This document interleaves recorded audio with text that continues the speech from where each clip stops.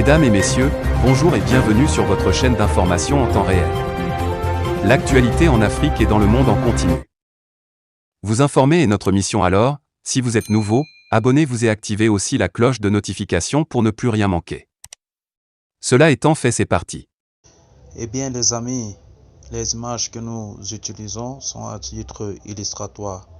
Alors nous vous invitons à être courtois et polis au niveau de vos commentaires sous peine de ne pas les voir supprimés. Merci. Le Burkina Faso vit la crise sécuritaire la plus inquiétante de son histoire. Ces 2 années, un nombre indéfini de groupes armés prolifèrent au pays des hommes intègres, semant la mort dans les différentes images du pays. Et depuis quelques mois, le rythme des tueries s'accélère, comme la note le quotidien national L'Observateur Palga. On se souvient que le 28 septembre dernier, dans la commune rurale de Zimtanga, province du BAM, 16 personnes ont été abattues. 2 jours plus tard, c'était au tour du village de Kago de recevoir la visite sanglante des terroristes qui ont fait 6 victimes. Le 2 octobre, l'attaque de 2 villages de la commune de Bouzanga a fait également 5 morts et graine le journal burkinabé avant de poursuivre le décompte macabre. 48 heures plus tard, c'est le site d'orpillage de Dolmané dans la commune d'Abinda qui a payé aussi un lourd tribut à la balade funeste d'individus armés non identifiés dans le Sahel burkinabé. 20 personnes y ont été éliminées. Les forces de défense et de sécurité du Burkina se montrent complètement dépassées par les événements.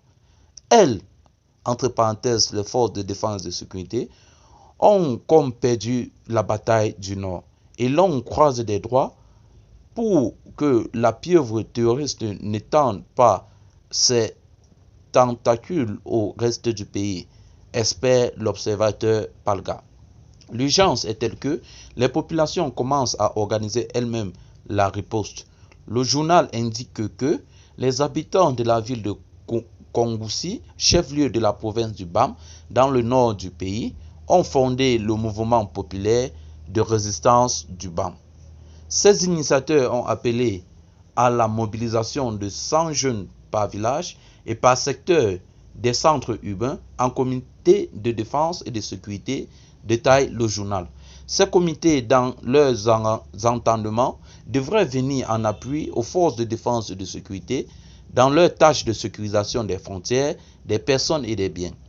Loin d'être d'une nouvelle rassurante, la démarche inquiète le quotidien national burkinabé qui conclut en rappelant que ce genre d'initiative populaire, déjà expérimentée au Mali voisin, n'a fait qu'aggraver les affrontements communautaires. Eh bien les amis, c'est ici que s'achève cette note d'information.